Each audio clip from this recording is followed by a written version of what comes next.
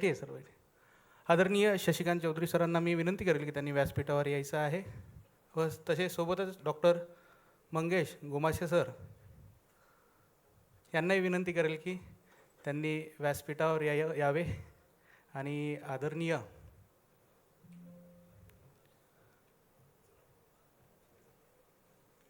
मी आपलं रेडी आहे का? क्विजचं रेडी आहे? ओके. कोण घेत येतं? तू घेत आहे का? विनर कोण करायला डिक्लेअर? मला माहिती नाही, डिक्लेअर करून. एक आम्ही सर आपल्याला सांगू इच्छितो आम्ही की एंटरटेनमेंट फनी काहीतरी करावं आणि विद्यार्थ्यांना आईस ब्रेक ॲक्टिव्हिटी व्हाव्या. जेवण केल्यानंतर काहीतरी त्यांनी ॲक्टिव्हिटीमध्ये गुंतून राहावं आणि सकाळपासून आत्तापर्यंत आलेल्या मार्गदर्शन केलेल्या व्यक्तिमत्वाकडून काय मार्गदर्शन मिळालं यासाठी आम्ही क्विज कॉम्पिटिशन घेतलं होतं आणि त्यातून जे सर्वात कमी सेकंदामध्ये त्यांनी उत्तर दिले त्या विद्यार्थ्यांचे आम्ही काही नंबर काढलेले आमच्याकडून सरप्राईज गिफ्ट आहेत ते आम्ही तुमच्या हस्ते देऊ इच्छितो. मी पुढील धुरा मुकुल यांना सुपूर्द करतो की त्यांनी त्यांचे विनरचे नावं घोषित करावे आणि मान्यवरांच्या हस्ते त्यांचा सत्कार करावा, त्यांचं गिफ्ट त्यांना वाटप करावे. त्या अगोदर मी आदरणीय डॉक्टर मंगेश गोमासे सर यांना विनंती करेल की त्यांनी श्री शशिकांत चौधरी सर यांचा सत्कार करावा. शशिकांत चौधरी सरांचं स्वागत. मी सुनील पाटील सर आणि डॉक्टर गोमाशे सर दोघांनाही विनंती करेल की चौधरी सरांचा सत्कार करावा.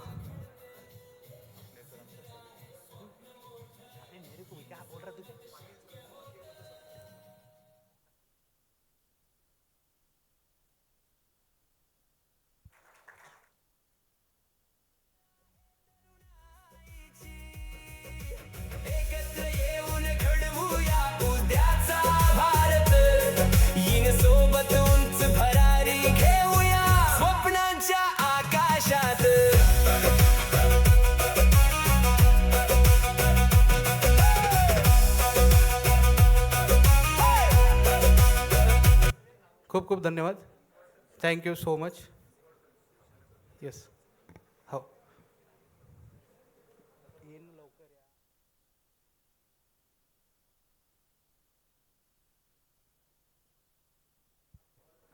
हॅलो. मान्यवरांनी आपले स्थान ग्रहण करावे. मगाशी झालेल्या आपल्या क्विज कॉम्पिटिशनचा रिझल्ट आपल्या समोर आलेला आहे. त्याच्यामध्ये टोटल आपण 5 विनर्सला पाहुण्यांच्या हस्ते सरप्राईज गिफ्ट देणार आहोत. तर एक्साइटेड आहे का कोणाचा नंबर आलेला असेल म्हणून? 5वा नंबर आहे रोहन श्रीवास. रोहन श्रीवास आहे का? मंचावरती यायचं आहे. स्वप्नांची उंच भरारी, मनात जिद्दीची ज्योत, युवकांच्या या शक्तीतून घडतोय नवा एक देश मोठा. हातात हात घेऊन सारे पुढे चाललो एकत्र, हिंच्या या प्रवासात प्रत्येक क्षण होतोय खास सुंदर. नवीन वाटा, नवीन दिशा, युवकांच्या हृदयात नवा विश्वास.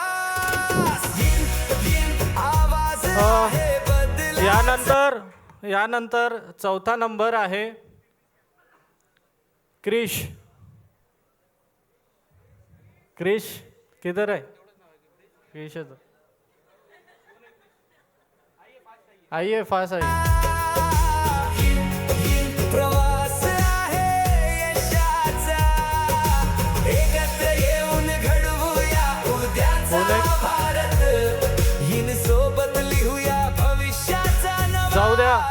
यांच्यानंतर आपल्याला दुसरा नंबर 4था नंबरवर श्रेनिल गाडगे. खास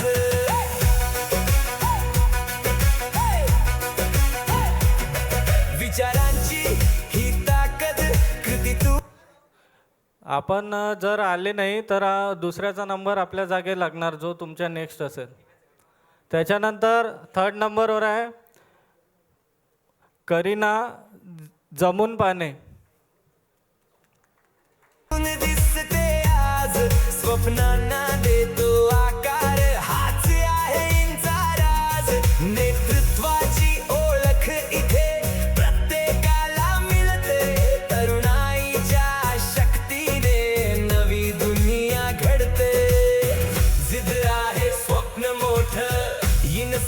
होत शक्य होत प्रेरणा आहे प्रत्येकाची ओळख दुसरा नंबर आहे साक्षी जयस्वाल. आहे तरुणाईची एकत्र येऊन घडवूया उद्याचा भारत इन पहिला नंबर आहे मोहम्मद शेख. लवकर लवकर यायचं आहे. सोबत उंच भरारी घेऊया स्वप्नांच्या आकाशात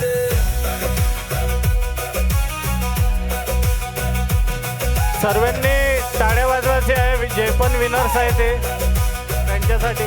ही फक्त संस्था नाही एक भावना आहे युवकांच्या मनातली एक ज्वाला आहे बदल घडवण्याची हिम्मत देणारी हिन म्हणजे शक्ती नव्या भारताची खूप खूप खूप धन्यवाद मान्यवरांचे. मान्यवरांनी आपले स्थान ग्रहण करावे. तसंच पुढील धुरा सांभाळण्यासाठी मी समृद्धीला आमंत्रित करतो.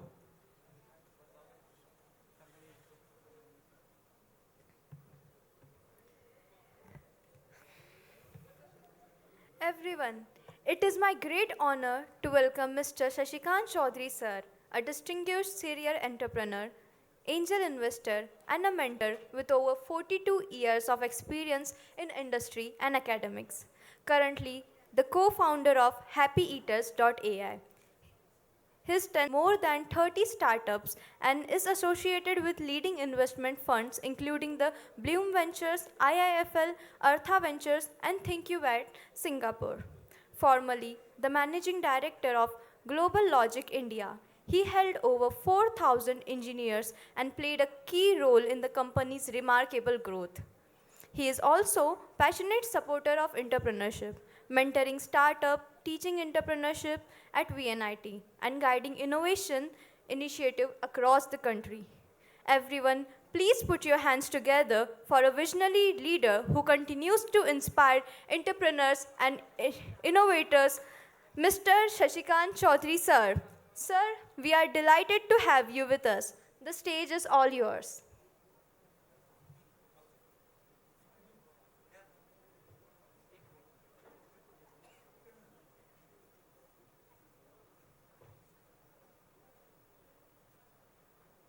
हॅलो.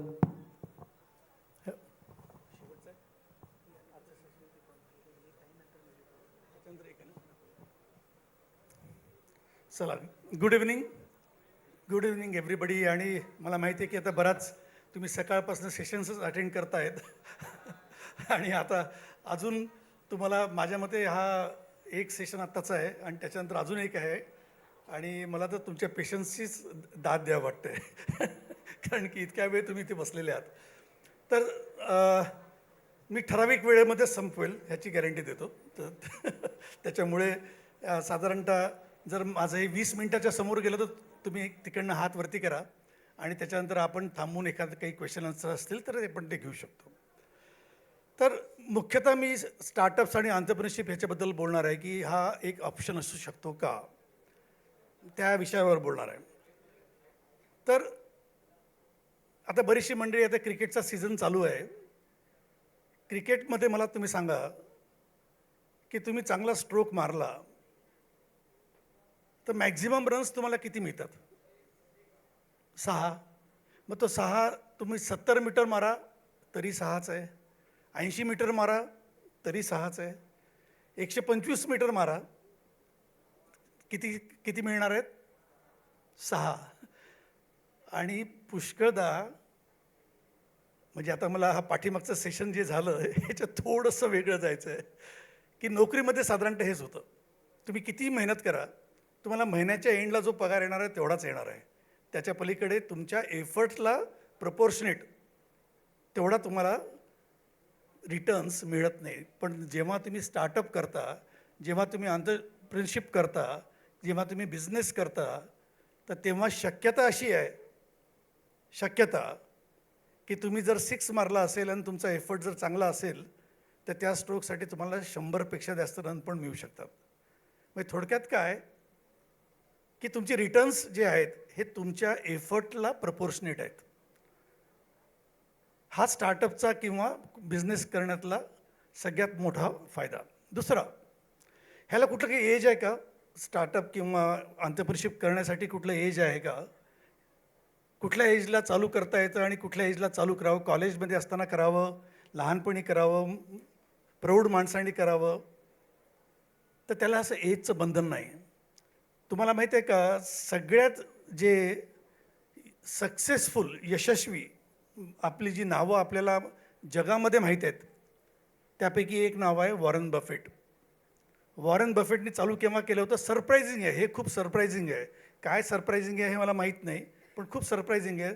या सगळ्या लोकांनी आपला जर्नी जो आहे हा 12व्या वर्षी चालू केला, 12व्या वर्षी. तर वॉरन बफेटने सुद्धा त्यावेळेस ते कोक सेल करायचे, त्याच्यानंतर न्यूजपेपर सेल करायचे. झुकरबर्ग सगळ्यांना माहीत आहे, फेसबुक. त्यांनी झुकनेट नावाचं चॅटिंग सॉफ्टवेअर बनवलं होतं, मेसेजिंग सॉफ्टवेअर बनवलं होतं. कुठल्या वर्षी? परत 12व्या वर्षी. एलॉन मस्क तर सगळ्यांनाच माहीत आहे. आजच आपण वाचलं की पूर्ण पृथ्वीवरचा पहिला ट्रिलियनर जर कोणी असेल तर तो एलॉन मस्क आता झाला आहे. त्यांनी कुठल्या वर्षी परत चालू केलं? 12व्या वर्षी. काय केलं? तर त्यांनी पहिला व्हिडिओ गेम बनवला, मोबाईलवरचा व्हिडिओ गेम बनवला. त्यावेळेस मोबाईल नव्हते पण कन्सोल्स होते. ब्लास्टर नावाचा व्हिडिओ गेम बनवला आणि तो $500 त्यांनी 12व्या वर्षी विकला. मग आता तुम्ही म्हणू शकता की ह्याला काही म्हणजे या एंटरप्रेन्योर्स किंवा जे बिझनेस करतात ह्यांचं वय काही सुरुवातीचं त्याचं बंधन नाही. बरं, आपण असं म्हणतो कॉलेजमध्ये असताना कॉलेजमध्ये चालू केलेली बरीच उदाहरणं आहेत. बरं, म्हातारा झाल्यावर KFC चिकन सगळ्यांना माहीत आहे. त्याच्यात त्यांनी केव्हा चालू केलं बिझनेस? 65. म्हणजे त्यालाही बंधन नाही. तुम्ही आत्ता फेसबुकवर जा किंवा यूट्यूबवर जा आणि एक दादीमा ज्याला म्हणतो आपण, तिने स्वतःचा बिझनेस चालू केला 92 वर्षी. 92 वर्षी. आता ह्याला काय सांगायचं की म्हणजे 12व्या वर्षापासून एक चालू करतात आहेत, केव्हाही चालू करतात आहे, 65 वर्ष चालू, 92 वर्षीसुद्धा त्या दादीमा ज्याला म्हणतो तिने स्वतःचा बिझनेस पूर्ण चालू केला. आता एक तुम्हाला सगळ्यांना सांगण्याकरता एक 4-5 गोष्टी खूपच तुम्हाला इंटरेस्टिंग आहेत, ज्याला म्हणतात की स्टार्सचं अलाइनमेंट. स्टार्सचं अलाइनमेंट व्हायला पाहिजे, त्यावेळेस या सगळ्या गोष्टी खूप चांगल्या घडतात. कुठल्या स्टार्सचं अलाइनमेंट होतं आहे? तर माझ्या मते तुमची जी पिढी आहे, तुमची जी पिढी आता, जी तरुण पिढी आहे, जी आता इंडियामध्ये प्रवेश करते आहे, त्या तरुण पिढीसाठी ज्याला म्हणतो सगळे नक्षत्र एकत्र येणे, हा जो प्रकार आहे हा प्रकार होतो आहे. का होतो आहे? ॲक्सिस हा पहिले पूर्ण ॲक्सिस कुठे होता? वेस्टमध्ये. आता ॲक्सिस कुठे शिफ्ट झाला आहे वर्ल्डचा? ईस्टमध्ये. चायना आणि India are controlling the games. बरोबर आहे? पूर्ण ॲक्सिस. सगळ्यात दुसरी गोष्ट कुठली इम्पॉर्टंट आहे? आपलं जे GDP आहे, हे GDP आता $3.5 ट्रिलियन पर्यंत आहे आणि आता हे वाढणार आहे जवळपास $7 ट्रिलियन नेक्स्ट 4 वर्षात. ह्याचा अर्थ काय? हे सगळं ठीक आहे, ह्याचा अर्थ काय? जेवढं आत्तापर्यंत इंडियाने 75 वर्षात प्रगती केली, जेवढं GDP ॲड केलं, तेवढाच इंडिया नेक्स्ट किती वर्षात ॲड होतो आहे? 4 वर्षामध्ये. तेवढाच ग्रोथ 75 वर्षामध्ये जेवढी झाली तेवढीच 4 वर्षामध्ये होते. हे सुद्धा इंटरेस्टिंग आहे. नंतर इंडियाची जी कंडिशन होती, इंडियाची कंडिशन्स बऱ्यापैकी त्यांनी चेंज केली. आज जेव्हा आपण 1992 ते 94 सोनं गहाण ठेवायला लागलो होतो, most unbank country to the most bank country, म्हणजे आतापाशी आपल्यापाशी जनआधार वगैरे आपण जे म्हणतो, जेवढे आपल्यापाशी जे अकाउंट्स आहेत, राईट, सोन्याचा साठा आपल्यापाशी वाढलेला आहे. आपल्यापाशी जो फॉरेक्स रिझर्व्ह आहे हा $650 बिलियन पर्यंत पोचलेला आहे. आपण आता एक वेगळ्या ह्याच्यामध्ये, मी तुम्हाला का सांगतो आहे की जेव्हा म्हणजे साधारणतः कसं आहे की जर कंट्री जर डाऊन चालली असेल आणि तुम्हाला वरती जायचं असेल तर प्रॉब्लेम होईल. पण जर इंडिया जर वाढतं आहे आणि पीक होतं आहे, इंडियाची प्रगती फास्ट लेनमध्ये आहे, तर त्याच वेळेस तुमच्या अपॉर्च्युनिटी सगळ्यात जास्त राहणार आहेत. अपॉर्च्युनिटीजचं ज्या वेळेस तुम्ही पीक करताय त्याच वेळेस इंडिया पीक करताय, तर हे एक इम्पॉर्टंट आहे. अजून काय काय घडतं की ज्याच्यामुळे हे सगळं युनिक होतं आहे, हे तुम्ही फक्त लक्षात घ्या. काय युनिक होतं आहे? तर युनिक काय होतं आहे की कॉस्ट ऑफ टेक्नॉलॉजी कमी कमी कमी कमी होत चाललेली आहे आणि ही टेक्नॉलॉजी सगळ्यांपर्यंत पोचलेली आहे. आज तुमच्याकडे जो हँडसेट आहे, तुमच्याकडे जो मोबाईल आहे, हा मोबाईल 1988 किंवा 1995पर्यंत जे सुपर कम्प्युटर होते त्याच्या 1000पट पॉवर तुमच्या हातामध्ये आहे. जो तुमच्याकडे मोबाईल सध्या आहे, 1960च्या दरम्यान अपोलो 11 मिशन जेव्हा गेलं होतं, 120 मिलियन अपोलो स्पेसक्राफ्ट मॅनेज करू शकेल एवढी पॉवर आज तुमच्या हातामध्ये आहे. आणि त्याची कॉस्ट किती आहे? स्मार्टफोनची कॉस्ट 5,000, 6,000 ते 15,000 ते 50,000 डिपेंड करतं तुम्ही कुठपर्यंत घेता. कॉस्ट ऑफ बँडविड्थ ज्याला म्हणतो की आपण 3G, 4G, 5G, 6G पर्यंत पोचलो आहे. स्पीड वाढत चाललेली आहे, बरोबर आहे. एकेकाळी 64 kbps साधारणतः 1,00,000 रुपये लागायचे 1986ला. आता तुम्हाला किती रुपयात 6G मिळतोचं पॅक? 6Gचं तुम्ही कनेक्शन घेताय, महिन्याला किती देताय तुम्ही? 1,000 रुपये, 500 रुपये, त्याच्या पलीकडे नाही. आज आपला जो रेट आहे पर GB कन्झम्पशनचा, हा जगात स्वस्त आहे, जगात स्वस्त आहे. आज आपण 18 GB पर मंथ कन्झ्युम करतो आणि त्याचा रेट किती आहे? 15 रुपये. आणि तो अजून खाली जाणार आहे. आणि आपण पुढे जाताना आपण साधारणतः अजून एक 15 वर्षामध्ये 50 GB पर मंथ आरामशीर कन्झ्युम करू. तर जगातला सगळ्यात स्वस्त देश आहे की ज्याच्यामध्ये इंटरनेट कनेक्टिव्हिटी प्रत्येक रिक्षावाल्यापाशी, आपण त्याला डिमीन नाही करत आहे, दूधवाल्यापाशी प्रत्येकाजवळ मोबाईल वगैरे सगळे तिथपर्यंत पोचलेले आहेत, हँडसेट्स पोचलेले आहेत, त्याची कॉस्ट कमी झालेली आहे. अजून काय काय होतं आहे जे अजूनही इंडियाच्या बाबतीत युनिक आहे. म्हणून मी तुम्हाला सांगतोय की इंडियाच्या बाबतीत युनिक का बरं आहे आणि त्याच्यामध्ये तुमची अपॉर्च्युनिटी काय आहे. इंडियाच्या बाबतीत जे युनिक आहे ते आहे की जे घडलं इंडस्ट्रियल रिव्होल्युशनच्या वेळेस UK इंडस्ट्रीज आणि रेल्वेज हा त्याचा पायाभूत, त्याच्यामुळे त्याची ग्रोथ झाली.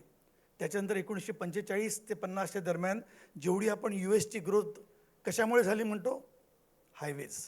जेवढे मोठे मोठे सुपर हायवेज त्यांनी बनवले US. इंडियामध्ये सुद्धा आता सुपर हायवेज गडकरी साहेब बनवतात, तिथं बनवतातच आहेत. पण कुठले सुपर हायवे आपण बनवतोय, बनलेला आहे जे जगात कुठेच नाही आहे? कोणी सांगू शकेल कुठला सुपर हायवे आपण बनवला आहे जो जगामध्ये कुठे नाही आहे आणि जग आपल्यापासून ते घेत आहे? कुठला सुपर हायवे? हा टेक्नॉलॉजीचा सुपर हायवे आहे. त्याला म्हणतो आपण डिजिटल पब्लिक इन्फ्रास्ट्रक्चर, DPI. आणि त्याच्यामध्ये प्रत्येकाला एक युनिक आयडेंटिटी दिलेली आहे. माणसाला युनिक आयडेंटिटी दिली आहे, कारला फास्टॅग दिलेला आहे, DG लॉकर आहे, DG यात्रा आहे, UPI आहे. हे सगळे जे आपण डिजिटल पब्लिक इन्फ्रास्ट्रक्चर बनवलं आहे, जगामध्ये कुठे पण मोबाईल फोनवरनं, नुसत्या ईमेल ID वरनं किंवा फोन नंबरवरनं पैसे पाठवण्याची क्षमता असणारा देश फक्त इंडिया आहे, फक्त भारत आहे. आणि बाकीच्या कंट्रीज ही टेक्नॉलॉजी मागतात आहेत. आता सिंगापूर मागताय, दुबई मागताय, युरोपमध्ये मागताय ह्या टेक्नॉलॉजीज. आणि तिकडे लोक इकडे येऊन बघतात आहे की ही टेक्नॉलॉजी तुम्ही पूर्ण कशी बनवली. आणि आता जर काही डिजिटल पब्लिक इन्फ्रास्ट्रक्चर असल्यामुळे आपली कनेक्टिव्हिटी, त्याच्यावरचं इन्फ्रास्ट्रक्चर सगळं डिजिटल असल्यामुळे आपली कॉस्ट ऑफ ट्रान्झॅक्शन काय होणार आहे? कमी होणार आहे. आपली स्पीड ऑफ ट्रान्झॅक्शन काय होणार आहे? खूप वाढणार आहे. आणि असं जर असेल तर कुठलंही आपण प्रॉडक्ट जर बनवलं, कुठलीही टेक्नॉलॉजी जर आपण बनवली तर लोकांपर्यंत पोहोचवण्याकरता आपल्या जो देशाचा आता जो पाया आहे, हे कुठलंही गव्हर्नमेंट असू दे, हा आता प्रगत देशामधला जी टेक्नॉलॉजीज आहेत त्याच्या बरोबरीने किंबहुना काही क्षेत्रामध्ये आपण समोर आहोत. हा आपला एक ॲडव्हान्टेज आहे. आता पाचवा ॲडव्हान्टेज तुम्हा लोकांपाशी आहे. पहिले इंडस्ट्रीज करायचे, पहिले मोठे मोठे बिझनेस बनायचे, त्यांना काय लागायचं? त्यांना सगळ्यांना कॅपिटल लागायचं. हे सगळे आपण ज्यांना बघतो, मोठे मोठे लोक होते, त्यांना पैसा लागायचा, त्यांना जमिनी घ्यायला लागायच्या, त्यांना इंडस्ट्री पूर्ण बांधायला लागायचं, पूर्ण त्यांना हे पूर्ण मोठं कॅपिटल लागायचं. आता फायनान्शियल कॅपिटल महत्त्वाचं आहे का कुठलं कॅपिटल महत्त्वाचं आहे? Knowledge capital. नॉलेज कॅपिटल ज्याच्यापाशी आहे तो आता जिंकेल. फायनान्शियल कॅपिटल नाही. ज्याच्यापाशी नॉलेज कॅपिटल आहे, ज्याच्यापाशी टेक्नॉलॉजीवर पकड चांगली आहे, ज्याच्यापाशी डोकं चांगलं आहे, तर इथे बसलेले 2 लोकंसुद्धा किंवा 2 मुलं किंवा 2 मुलीसुद्धा जगातलं सगळ्यात चांगलं ॲप्लिकेशन बनवू शकतात. त्याच्यासाठी मोठं कॅपिटल लागण्याची गरज नाही, मोठं काही इन्फ्रास्ट्रक्चर लागण्याची गरज नाही. आता स्काईप नावाचं तुम्ही ऐकलं असेल. किती लोकांनी बनवलं हे सॉफ्टवेअर? 27 लोकांनी. इंस्टाग्राम किती लोकांनी बनवलं? 13 लोकांनी. हे UPI जे म्हणतो आपण, जगातलं सगळ्यात चांगलं इन्फ्रास्ट्रक्चर, किती लोकांनी बनवलं? किती मोठी टीम असेल असा तुमचा अंदाज आहे? 10 लोकांची टीम आहे. 10 लोकांच्या टीममध्ये UPI पूर्ण बनलं आहे. म्हणजे काय झालेलं आहे की तुम्हाला टीम छोटी पाहिजे, ठीक आहे, खूप सारा पैसा नाही पाहिजे. दुसरं, कॉस्ट ऑफ टेक्नॉलॉजी कमी झालेली आहे. जगात जे रिलीज होतात टेक्नॉलॉजी, दुसऱ्या दिवशी तुमच्यापाशी टेक्नॉलॉजी पोचलेली असते. तोच लॅपटॉप, तोच इंटरनेट, त्याच टाईपचे ॲप्लिकेशन सगळे तुमच्यापर्यंत पोचलेले आहेत. आणि आता राहिला नंतरचा प्रश्न, आणि तो आहे आर्टिफिशियल इंटेलिजन्स. आर्टिफिशियल इंटेलिजन्सने काय केलेलं आहे? त्यांनी अजून सोपं केलं आहे. त्यांनी अजून कसं सोपं केलं आहे?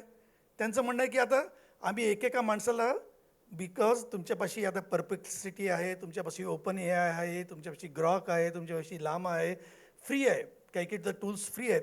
या टूल्सनी तुमचं एक माणूस किंवा एक मुलगा किंवा एक मुलगी आता सुपर वुमन, सुपरमॅन होणार आहे. कारण की त्याच्यापाशी सगळी पॉवर आता अवेलेबल झालेली आहे. त्याची टेक्नॉलॉजी तर होतीच, पण त्याला मार्केटिंगसाठी नाही, त्याला कंटेंटसाठी नाही, त्याला कॉपीरायटिंगसाठी सगळे प्रकारचे टूल्स अवेलेबल आहे. तर एक माणूस, तुम्ही असं बघू शकता की एक मुलगा, त्याच्यापाशी प्रचंड प्रमाणात 50 अस्त्र आणि शस्त्र अवेलेबल आहेत. त्याला 50 लोकांची गरज नाही. AIच्या टूल्सच्या थ्रू हे सगळं तो फास्ट करू शकतो. आता तुम्ही एका ह्याच्यावर या, तर हे सगळं जर आपल्याशी पॉसिबल आहे, तर कुठलीही पण आयडिया त्याच्यावर जर काम करायचं असेल, तर 2 मुली किंबहुना सॅम अल्टमन हा जो ओपन AIचा CEO आहे, त्यांनी काय म्हटलंय सध्या? त्यांनी म्हटलंय की दूर नाही, हे दिवस दूर नाही की जिथून साधारणतः वर्षात किंवा 2 वर्षात किंवा 3 वर्षात एका माणसाची कंपनी 8,000 कोटीची राहील. एका माणसापाशी, ज्याच्यापाशी डोकं आहे, बाकी कोणीच नाही, मार्केटिंगचं नाही, सेल्सचं नाही, कशाचाच माणूस नाही, कॉपीरायटिंगचं नाही, काहीच नाही, फक्त त्याच्यापाशी एकच माणूस आणि AI टूल्स. हे वापरून हा माणूस ती कंपनी म्हणू शकतो जी कंपनी 8,000, म्हणजे ज्याला म्हणतो की युनिकॉर्न. 8,000 करोड म्हणजे 10,000 करोड. आता तर 95,000 करोड झाले, कारण की रुपयाची व्हॅल्यू कमी झाली, त्यामुळे आपण त्याला आता 95,000 करोड म्हणू. तर तेवढी कॅपॅसिटी एका मुलाची किंवा एका मुलीची राहणार आहे. त्या डोक्याचं कॅपिटल आहे. त्यामुळे तुमच्या हातामध्ये जी पॉवर आहे ती ओळखा. तुम्हाला जे मिळतात आहेत, आता जी परिस्थिती जी घडते आहे, त्या परिस्थितीमध्ये आता लोक, एक नेहमीचा मुद्दा येतो, आणि तो मुद्दा असा आहे की हे AI येणार, मग जॉबचं कसं होणार, काय होणार, किती जाणार, आणि त्याच्यामध्ये इफेक्ट तर होणारच आहे.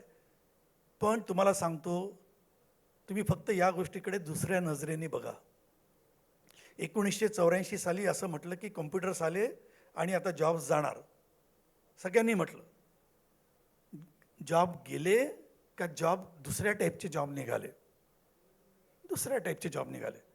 2000 म्हणजे 1900 साली अमेरिकेमध्ये जवळपास 60 का 70%, मला एक्झॅक्ट माहीत नाही, सगळे ॲग्रिकल्चरमधली तेवढी लोकं कामं करायची, आणि 2000 साली त्याचं पर्सेंटेज 2% होतं. मग त्यातली जॉब गेली का जॉब ट्रान्सफॉर्म झाली? नवीन प्रकारचे जॉब्स आले, नवीन प्रकारचे रिक्वायरमेंट्स आले. बरं, आता दुसरं आपण त्याच्यामधला बघू. प्रिंटर्स आले, कम्प्युटर्स आले. सगळ्यांनी म्हटलं की पेपरलेस कम्युनिकेशन व्हायला पाहिजे, सगळं कशाला पेपरची गरज नाही राहायला पाहिजे. आता तुमच्या घरी येणारे रिपोर्ट्स वाढले का कमी झाले?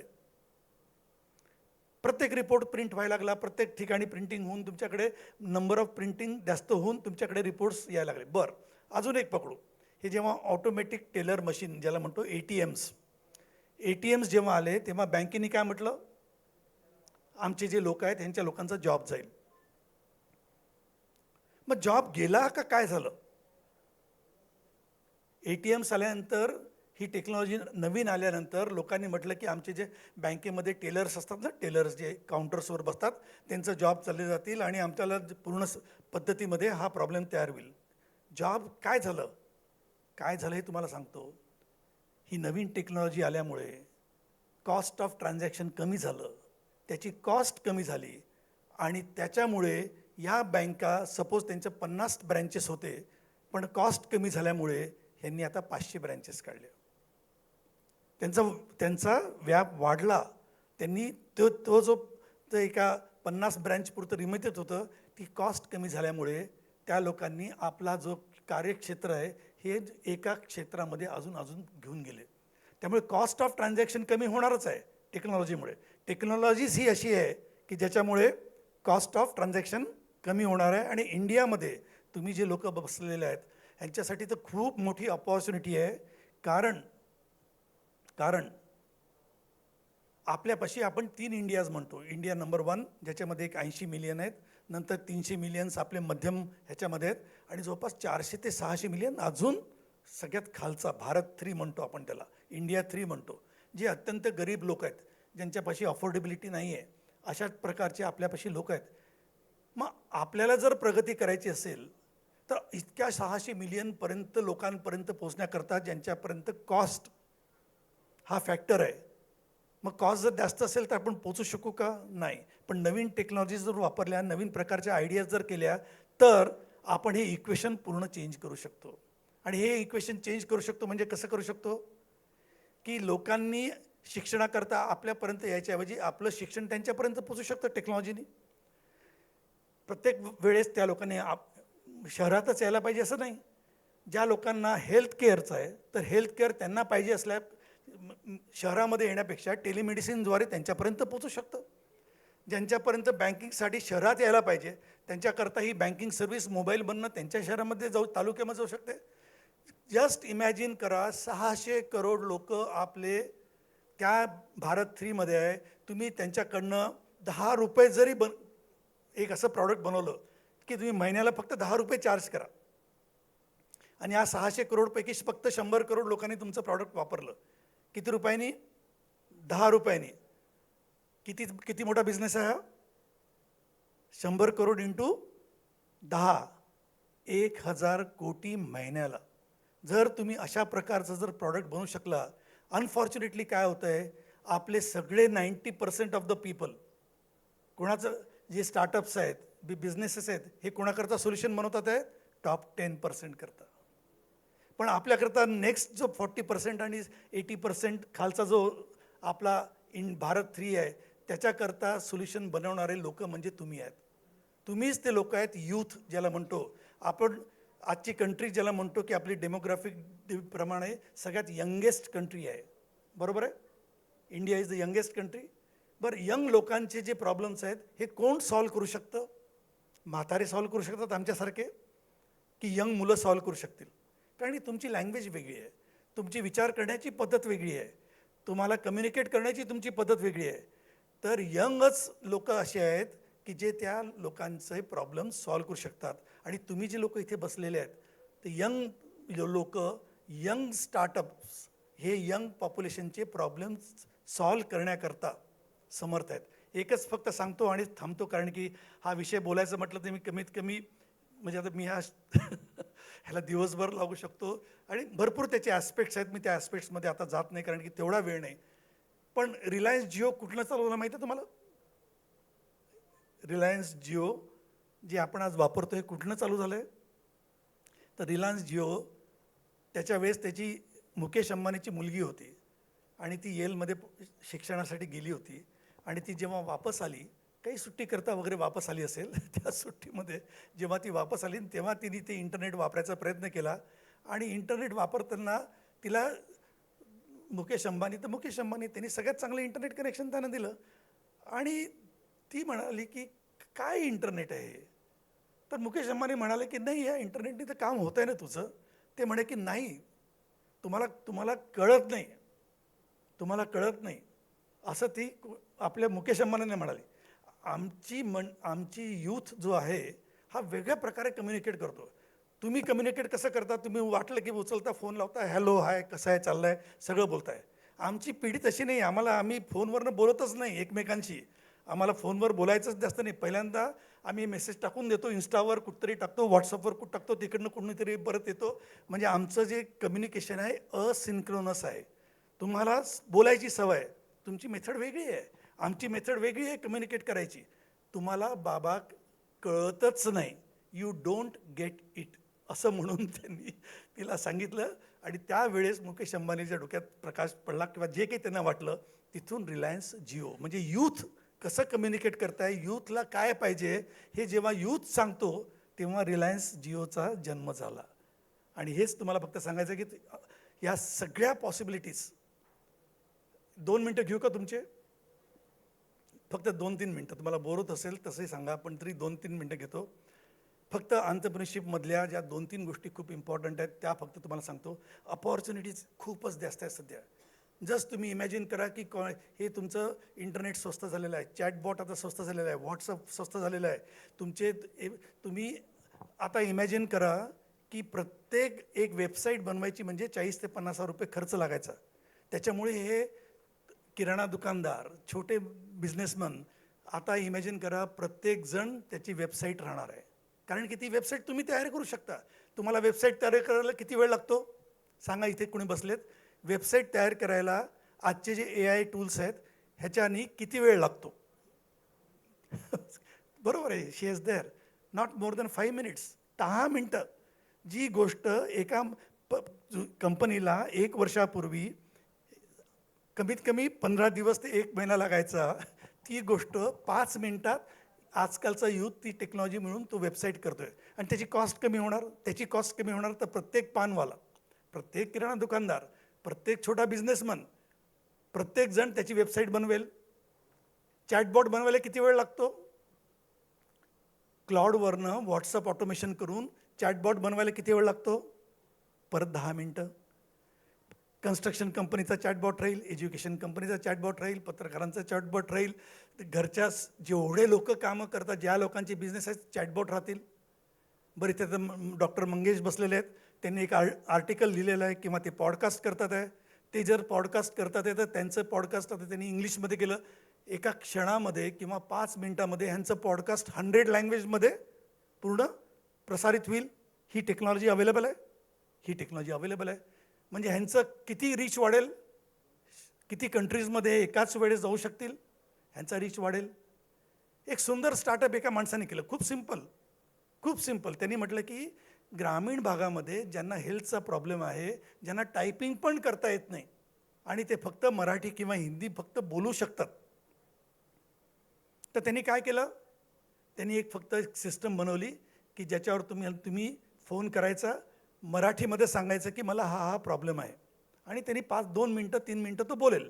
ते जे बोललेलं आहे ते त्या सर्व्हरवर रेकॉर्ड होईल. रेकॉर्ड झाल्यानंतर काय होईल? त्याचं ऑटोमॅटिक इंग्लिशमध्ये ट्रान्सलेशन होईल किंवा ट्रान्स्क्रिप्शन होईल. पूर्ण ट्रान्सलेशन झाल्यानंतर त्याच्यातला इंटेंट काढला जाईल. त्याला कुठल्या प्रकारचा डिसीज आहे, त्याचा प्रॉब्लेम काय आहे, त्याला कोणाशी भेटायचं आहे, आणि मग पाठीमागनं ते लोक त्याच्या क्षेत्रामधला कुठला जो डॉक्टर आहे जो त्याच्या लँग्वेजमध्ये बोलू शकतो अशा लँग्वेजला त्या डॉक्टरशी संपर्क साधतील आणि त्याचा फोन ह्याच्याशी कनेक्ट करून देतील आणि दोन लोक मराठीमध्ये बोलतील. आता सांगा टेक्नॉलॉजीचा किती सुंदर उपयोग आहे. समोरच्या माणसाला टाईप पण करता येत नाही, पण त्याच्यासाठी टेक्नॉलॉजीच्या माध्यमातून त्याच्या भाषेमध्ये हे पूर्ण त्यांनी करून दिलं. तर या अशा कितीतरी पॉसिबिलिटीज तुमच्याकडे आहेत. तर माझ्या मते हा तुमच्यासाठी इतका सुंदर टाईम आहे. मी या विषयावर भरपूर बोलू शकतो, पण इतका सुंदर टाईम या 200 वर्षात जेवढं घडलं नाही हे पुढच्या 5 वर्षात होणार आहे. आणि त्याच्यामुळे तुमचा हा जो चान्स आहे, प्लीज तुम्ही गमवू नका.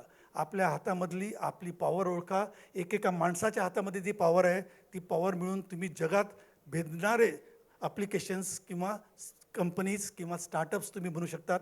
AIचंच स्टार्टअप असलं पाहिजे असं नाही, पण बरेचसे प्रकारचे बिझनेसेस तुम्ही आता करू शकता. टेक्नॉलॉजी तुमची मदत करते आणि हे सगळे नक्षत्र तुम्हाला अलाइंड आहेत. एवढंच तुमच्याशी बोलतो आणि माझं भाषण संपतो. खूप खूप धन्यवाद सर. थँक्यू. खूप खूप धन्यवाद सर. तुम्ही आपल्या शब्दातून आम्हा युवकांना कृतार्थ केलं, कारण की तुमचा एक एक शब्द हा आमच्या युवकांसाठी आणि पुढल्या भविष्यासाठी नक्कीच प्रेरणादायी ठरेल.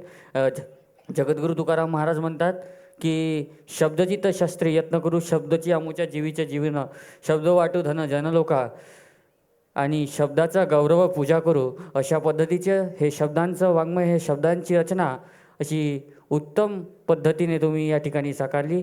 याकरिता आमच्या संपूर्ण ईनच्या टीमच्या वतीनं मी तुमचं आभार मानतोय आणि खूप खूप धन्यवाद देतोय. कृपया सर्वांनी त्यांच्याकरिता एकदा जोरात टाळ्याचा गजर होऊ द्या.